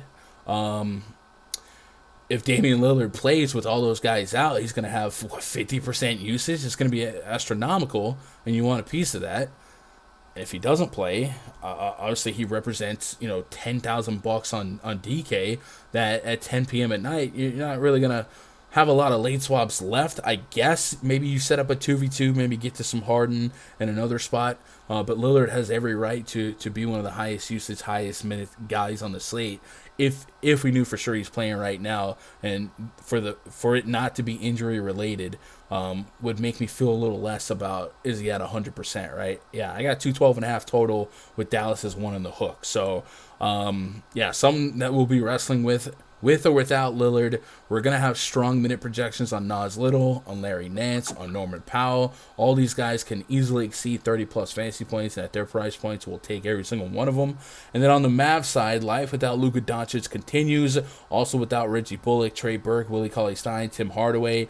So Jalen Brunson and Kristaps Porzingis, apple of our eyes. And I think Kristaps Porzingis has got into the, oh my, that's too cheap spot on both sites. A little bit of an uphill battle, I guess pre-flop matchup-wise against the Utah Jazz, but they came out fighting. He played 34 minutes, got 47 fantasy points. I mean, if we didn't have so much can't-miss value today, Kristaps Porzingis would probably project as one of the highest-owned players on the entire slate. He probably still does, but this is just like an incredible price point for the opportunity before him today without Luka. We know he generates one of the highest permins and the highest usage rate. So Raj, with a 1 point spread and a total that's 15, 20 points lower than some of these other eye-popping games, there's still a lot to like here. Jalen Brunson is another one of those guys that does get kind of lost in the sauce at price-wise, because we're talking at a point where we're going to need 40-plus fantasy points, but he absolutely has every bit of 40-plus fantasy points in him with the minute projection that we are going to put on him, with the matchup we're going to put in front of him, without all those guards in the mix. Brunson, Porzingis versus Lillard feels like a strong lineup. And then you talk about three-stacking some other teams. I think you can three-stack the Blazers and not lose sleep over your decision at the end of the night, because Powell's very justifiable, Nas Little and Larry Nance. And then with or without Lillard, Anthony Simons probably profiles pretty well. How many Blazers is too many Blazers for you? Yeah, if Lillard sits, I mean, I probably want 2 Blazers in every lineup. I think we're going to rank them. I do Norman Powell first. And it'll probably be a coin flip between Simons or Little. Simons at 4,300 should be, the point guard here, get you plenty of assists. But he does have a floor that we've seen a few games. Nazir Little has just been getting it done. You give this guy minutes, he just stuffs the stat sheet. Rebounds, blocks, steals, assists, points. I'll probably go Little 2, maybe Simons 3. But again, like I said, if Lillard sits 2 Portland guys in every lineup, Norman Powell is another guy in the 6K range. Malik Beasley, Mike Conley, Norman Powell, and who's the other guy? And Eric Bledsoe. There's 4 guys at K range that plenty of upside in these spots against a Dallas team I'm not scared of at all. So give me 4 Portland guys, 2 in every lineup probably. If Lillard plays, I think it's an intriguing play against Dallas. 10-1. Been getting it done when he plays. It should be just guaranteed 50 by me. I like that. Dallas side, Porzingis, Brunson. Don't think there's anyone else there. Yeah, the more we talk about these games, the more, man, buckle up, brace yourself. This is gonna be a high scoring night, but it should be fun. Like I said, these COVID boosted slates. Sure, let's go with that. Have been extremely profitable, but yeah, and the other thing is being able to late swap with some of this news throughout the night is just even more OP. So look out for that. Porzingis at 8.9, 8.6. So you mentioned all those guards that could be half the price or 60% of what Harden is priced, 70%. Pay up spot for the power forward center spot. If you're going to spend down at point guard, you're going to spend up naturally for Kristaps Porzingis. There's not a ton else to love in the power forward center spot in terms of really chasing ceiling. But we mentioned Clint Capella with Trae Young, without John Collins, $1.25 fantasy point per minute. Mentioned Al Horford as a potential guy that can boost without Tatum in the mix. So I still think there's a way to balance the seesaw just a little bit. So I don't know. I think creating lineups tonight is gonna be pretty fun. And with all this being stated, I wonder what the ownership for Harden ends up being at the end of the night. Obviously, his projection is going to be greater than anything else, but we're going to chop that game up next. Before we do that, we're going to take a pause for the cause. Somebody in chat asked how to get into the Discord. Well, it's simple. You go to rundfs.com. Ultimately, it is it's a premium perk. But you can get into it by going to VIP memberships at rundfs.com, finding a pass that you dig. We have week passes, 2-week passes, month pass. I cover it right now, NBA and NFL. I also do incredible coverage for baseball. All of it includes access to my spreadsheets, my player pool, and the pre-lock voice chat, which the Discord looking a little something like this. You get in here. Right here in the NBA chat where you see that little icon, if you click on that before lock, there's going to be 10, 20, 30 cats in there chilling out, maxing, making some lineups. And you guys don't have to just listen in. Grab a mic, be part of it, ask some questions. We'll bounce ideas off each other. We usually have a crew hunting props on PrizePicks. We have a crew keep an eye on news, stuff like that. I'm grinding out my player pool. We have 2 tabs in the spreadsheet called the DK worksheet and the Fanduel worksheet. In it, I list my personal tiers of players, my tier 1s, 2s, 3s, core values, risky values. You guys saw that tweet the other day from the rundfs.com account. My boy Fish, he won. He took first place in that tournament. Every play he had was in the worksheet. So if you guys want to compare your player pool to mine or tail it, take notes, whatever, all that is through rundfs.com. Once you do sign up, but you come back up and you click VIP portal, that's where all the links are at. So we'd love to see you. We'd love to have you in here. If you had any questions, go to rundfs.com or go to twitter.com and click or DM me. We're at a max viewership, 215, Raj. This is a season record. Man. I feel like we should celebrate with a week pass giveaway. What do you think, Chad? I like it. I'm with it. Everyone thinks we should maybe give away a week pass here. And with our highest viewership, I feel like we should have the highest likes. So I feel like 100 is too easy right now. I feel like 130 would be the goal. If we can get 130 likes, we'll do a week pass giveaway. Button. And all you got to do to win it is be in chat. That's it. You got to be subscribed, be in chat. 130, maybe you have to give away a 2-week pass. A 2-week pass? How about 2 week passes or 1 2-week pass? How about 2 week passes? 2 week passes. All right, we'll do that. We'll do Double. that. Get more. All right, main event tonight. By the way, I didn't get to the Vegas total. 213.5, 3-point spread. All right, so get those likes up, and then we'll do at least 1, maybe 2 week pass giveaway, 3.5. All right, main event tonight: Brooklyn Nets at the LA Clippers. Project starting 5 for the Nets: James Harden, Patty Mills, DeAndre Bembry, Bruce Brown, Nick Claxton taking on Eric Bledsoe, Luke Kennard, Terrence Mann, Nick Batum, and Ivica Zubac. We got 213.5 total, 3.5 points spread in favor of the Brooklyn Nets. LA Clippers, they are without Paul George. They're without Reggie Jackson. And this could be blow-up season for the Clippers, man. I heard Paul George is going to be out for the count for quite a bit, so maybe they start shopping some players around. In the meantime, as we saw yesterday, Eric Bledsoe probably is too cheap for the foreseeable future, and with the Nets being as short-staffed as they are without Kevin Durant, their defense takes a hit. So this could be a higher-scoring game than maybe the title implies, but all things equal, Eric Bledsoe, way too many minutes on his projection for us to not like him with confidence. We mentioned his PrizePicks prop, probably a little bit too low. 37 minutes against Denver last night. Hey, appreciate that sub, Chris.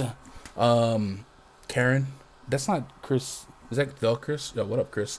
37 minutes against Denver, man. That goes to show you, man. He's out here ready to roll because they have very little bodies to fill in for them. So I think Eric Bledsoe is a tier 1 play for me today. Past him, you can make the cases for Luke Kennard, Terrence Mann. I feel like I like Terrence Mann a little bit more for peripheral floor, but Kennard has some scoring responsibility to him. We did get Nick Batum ruled out. Somebody said that earlier. So with Nick Batum down, I think Marcus Morris is still down. We might have a really, really short front court. And then on the net side, James Harden without KD. There's so much value today, Raj. I know it's fun to daydream about, these lineups without Harden look good. But there's so much value that if James Harden is going to be the highest fantasy point scorer on the slate, raw points are raw points. 60, 70 fantasy points, give them to me. In my early run projection sweep, about 20 minutes before I went live, I only had him a couple above LaMelo, and I think this is total induced, right? That Charlotte game has a faster pace and 15, 20 extra implied points. But James Harden is a potential triple-double in this spot. And potential 70 fantasy points. So if I take those raw points, they mean something at the end of the night if he outscores the second highest scorer by 10 fantasy points, in my opinion. So with all that said, James Harden in the mix, Eric Bledsoe in the mix. Eric Bledsoe is definitely tier 1. Patty Mills is 7K on both sides. What we learned on Christmas is that he'll be second in shot attempts, and he has 30 real point potential. I'll also say on Christmas, they faced the Lakers, and Lakers have been really, really bad defensively all year long, and that's something that we can't we probably don't expect 50-40 out of Patty Mills every game, but I still expect really, really deep minutes and him to be Harden's handcuff. So give me a little bit of Patty Mills, not a lot, like tier 3, maybe cap at 15%, but I do think like 40 plus is not outside the range of outcomes. DeAndre Bembry, Bruce Brown, guys that I can get behind. And then Nick Claxton, under 5K on DraftKings. Got him right under 30 fantasy points as the projection. I don't mind getting to that with a level of confidence. Standout plays from you from this one. And we're doing really good on time, by the way. That's one of the better pace streams here. Eric Bledsoe, tier 1, though, right? Eric Bledsoe, definitely a tier 1 for me. When it comes to the Brooklyn guys, the Clippers have been a top 5 defense this year. They've been elite defensively, obviously with Paul George out. The way they're playing defense, I remember I was watching the game for, just because I was sweating Halliburton PrizePicks. They trap point guard every time. Like in pick and rolls, they just double him and force him to pass. So I could see James Harden just, having the ball taken away out of his hands a little bit here. Just the way they play defense. Stop it. No, I'm just saying.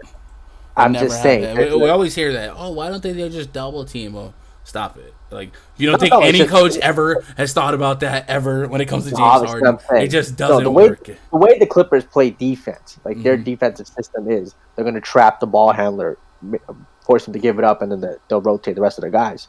But it's not a good match for them. The Clippers have been elite defensively. Obviously, with no Paul George, it'd probably take a step back. But with no Reggie Jackson, it's a step up, right? So it'll be interesting to see. I don't expect this game to be a shootout. Probably I wouldn't be shocked if it's like a 103-97 type of game. But still, it's James Harden. You'll take the raw point. Should be the highest score of the slate tonight. It's 11-2 you're going to pay for, but with all the value pieces today, it's fine.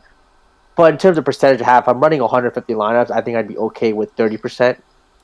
maybe bump it up to 40, but I'm not going to take like a 60-70% stand on today's slate. Patty Mills coming off of a big game, 7-4 now on DK. He essentially needs 40 plus here. 50 would be nice at that price. Again, shot light sell last game, 8 for 13. I don't expect that again. But a 40-point game at 7-4 is intriguing. Again, him versus Malik Beasley 1v1. I like Beasley's matchup better than him. I might just take Beasley 1v1 over Mills, just straight. So, I mean, I guess that shows you, how high I might not be on Patty Mills, or how high you're on Beasley. Beasley, yeah, or how I'm on Beasley. But yeah, other than that, I mean, in the Brooklyn side, it's Harden, it's Patty Mills. Probably not going to get the guys like Blake Griffin or any of these other, or Claxton. And the Clippers, Bledsoe. I feel like Claxton has still a spot for him, but I guess he doesn't have to be a priority play. Yeah, not a priority. The Clippers, I mean, I think one other guy probably goes off in this game. Marcus Morris Sr. is questionable. So if he plays at 5, he's actually intriguing at 5-4. But so what was the news that we got while we were live? I know we got Batum out. Let me open up Underdog. Yeah, Marcus Morris questionable. Okay. So if he's out, yeah, that front court gets a little bit wonky. Yeah. Maybe they stretch. We get Amir Coffee or something like that. Coffee, like the drink. Terrence Mann, maybe he plays some 4, or Luke Kennard plays some 4 if they really want to go small. I don't know, but it could get a little wonky for sure. But I think Marcus Morris Sr. is almost expected to play. Conditioning is questionable. Yeah, so if they need the body, I think he'll he'll suck it up and just kind of get in there. Serge Ibaka, if Morris is out, Serge Ibaka at 3,500. He has been 22, 20, 19 minutes past few games. He might be ready for that 35-minute spot here. It's an interesting call out. I don't mind that. 3,500 though. Yeah, it would be in the mix for sure. But this is definitely news we're not going to have at our luxury. So this might be late swap opportunities throughout the night if you got some lineups that need a little kick, or if you just want to capitalize on some news where the field is not. But missing that price range, especially for Nick Claxton, you feel like the Nas Little, Larry Nance area at that price range is probably going to be a little bit more of a priority. So, I don't know, man. But that's your main event tonight, chat. Just a 213 total. The Nets, while they're on the road, remember, they've been in L.A. since Christmas. So, they're pretty well adjusted. I'm sure Harden, got a couple of those club trips in, and he's good to go. So, that is our slate. If you guys got any lasting questions, comments, concerns, throw them at us. Did we get to the goal? Got a 111. 111? 111? Come on, I need 130, bro. We busted 200. We busted 200. We need 111. We need 130 for sure. But yeah, chat, you guys have any lasting questions, comments, concerns, throw them at me. I'm going to be in the rundfs.com voice chat up until lock for the next 2 hours, maybe a little bit after lock, depending how late my sleeping beauty stays down for the count. She did not go back to sleep. Appreciate it. Let's get caught up on chat though at the same time. Shout out to everyone that's new to the channel that dropped in. If you haven't subscribed, we do daily live streams weekdays, and then it's all DFS based. Work with the NBA, NFL, MLB spectrum, but definitely enjoy the strategy side as well. So yeah, if you haven't subscribed, hit subscribe, man. We're trying to get to 6K subscribers, and that could happen soon. Anthony says, if Lillard misses, would you rather play Derek White or Norman Powell in the 6K range? Oh, man. I think that's a great question. I feel like Norman Powell would win out for me in terms of minutes. I think Derek White just does more with the minutes. Norman Powell is very scoring dependent. He does, but ultimately it's still a tough defensive assignment against Derek White, and it's already a double-digit or already a lopsided spread, and the Spurs are coming off kind of a down game yesterday, right? So I don't know. I feel like matchup and expectation for a game to be more competitive would be on the Powell side. That's a close one. White's numbers with usage and all that, it's going to be higher, but we really don't have a sample. You're just piecing together guesses on the Blazers. If you ran any type of on-off court tool function or something like that, it's gonna be 8 minutes of sample size with no one on the court. But I think I just sell out for minutes in that one. But that's a really good question, a really close one too. I want a week pass. You guys can get that week pass. Jenna says, "Gun, is this the type of Hardenless lineup that could work? Conley, Beasley, Concher, Porzingis, Capella, Bledsoe, Ingles, Ayton. Yeah, I think it's closer to a floor lineup. I think if I wanted a Harden-less lineup, I still want to replace it with 50, 60 fantasy points. So it's going to be Jaylen Brown, LaMelo, maybe. Definitely Jaylen Brown. Yeah. Yeah, I would want to jam Jaylen Brown in there somewhere. You could probably. I don't know if you can get Brown over Ayton, but that would probably be what I want. But yes, you're on the right wavelength, right? What state are you in? I'm in Texas. I'm from New York, though. Staten Island, South Beach. Stand up. Toronto, Canada. Let's go. Across the border where the good people at. Travis said, with the absence of Donovan Mitchell, how much of a boost does Gobert get? Or is he still projected the same? So it is a little bit of a boost for everyone. Donovan Mitchell could represent 20 to 30 real points, and Mike Conley does do a great job of feeding Gobert a little bit more. I think the split that we pulled was a 1.25 fantasy point per minute, so there's a boost there. Conley can work with him a little bit better. But I think it's an evenly distributed boost to everyone. Ingles, Mitchell, Clarkson, but Gobert is already a strong play peripheral-wise, minute-wise, and I do think a little bit more offenses in his way. Maybe you can get some of those double-double bets at decent opportunities on like the DraftKings sports books, something like that. Anything else? The bomb detective gun and badge. Yeah, the bomb detector be smacking, man. That's hopefully in 3-4 months now. We need baseball to get that lockout over with. Cody Martin is back for Charlotte. Ooh, that shakes things up a little bit. Wonder, because I guess there's still a lineup where Gordon Hayward could play the 4, and maybe that hurts McDaniels a little bit. So something to keep an eye on. That's good news. 20 more likes. All right, we'll do it, chat. Let's get it fired up here. Quick 5-minute raffle. We'll give away a week pass. If you win this week pass, the instructions are type your Twitter handle in chat, and then DM me on Twitter, twitter.com/Gundacker, and I need your email to get you set up in the site at rundfs.com. So get that going. Blake Griffin coming home party. I mean, he came home technically on Christmas.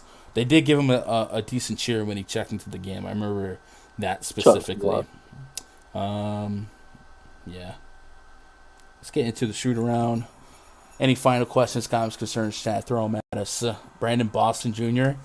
How many minutes did Boston get? That's not a crazy name. I think in the scheme of this slate, there's going to be a little bit safer minute guys. But hey, he got 33 minutes yesterday, 23 pair of games before that. I guess without Reggie, without Paul George, there's a path to real minutes for Brandon Boston. Likely going to get double-digit shot attempts.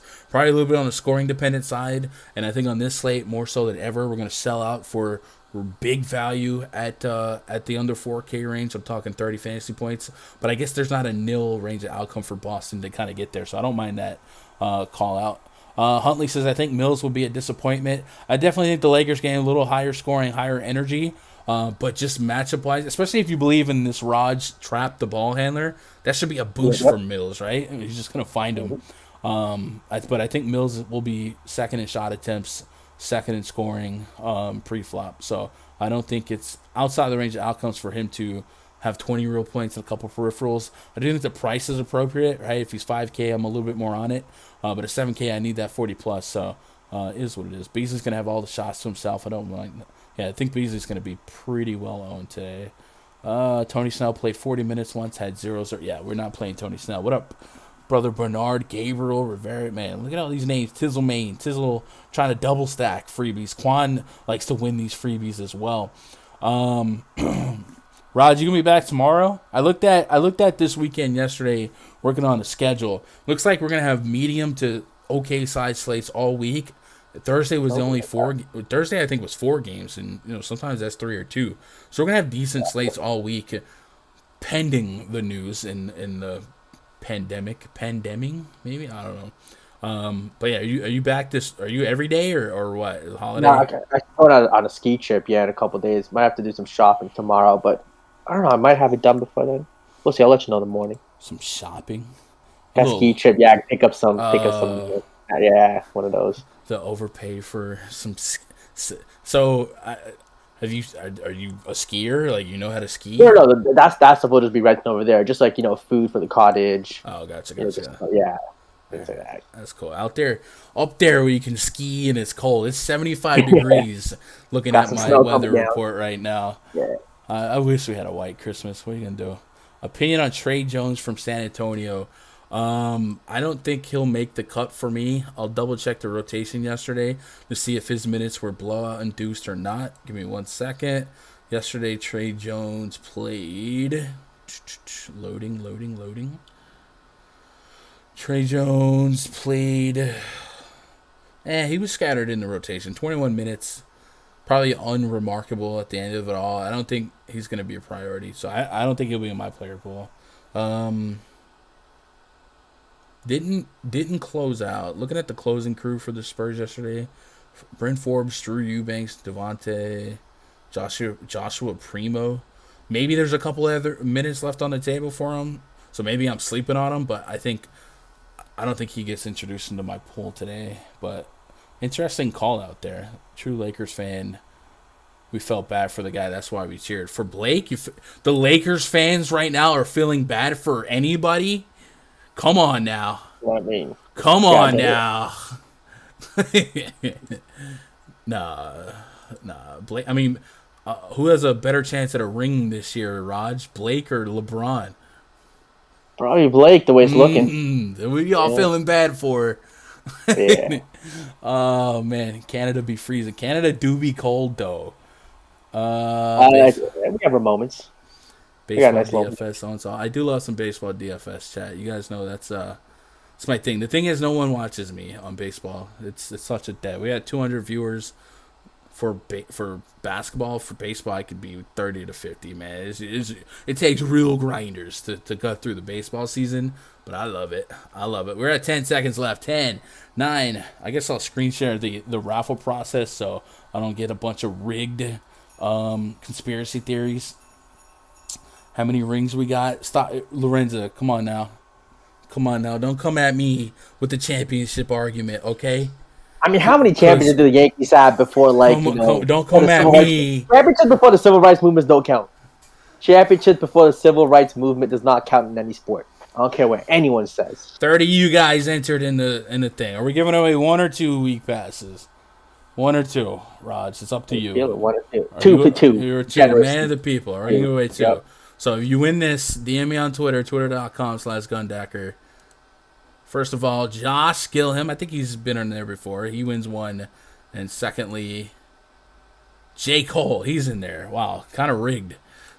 J. Cole, Jermaine Cole. So shout out to you guys. Maybe we'll keep it up. Usually if we get to 100 likes on any video, I'll be charitable and get you guys some giveaways. But we'll be back at it tomorrow, 3 p.m. Eastern, 2 p.m. Central, I believe. So if you guys want to chop up tomorrow's slate, talk about some of our winning lineups or lack thereof, what kept us from greatness and what didn't. Tomorrow, 3 p.m. Eastern, 2 p.m. Central. Otherwise, twitter.com/Gundacker Sports. Raj, any hot take for the road? I mean, hot take for the road, Malik Beasley, 50 bomb. You heard the man. Chat, I love you guys. I appreciate you joining me today. I'll be in the Run DFS Discord. Go to rundfs.com. Get yourself a membership. Until next time, crush it out there. Be safe. Enjoy the family if they're still around. Finish those leftovers. I love you guys. Good luck. God bless. And go win some money.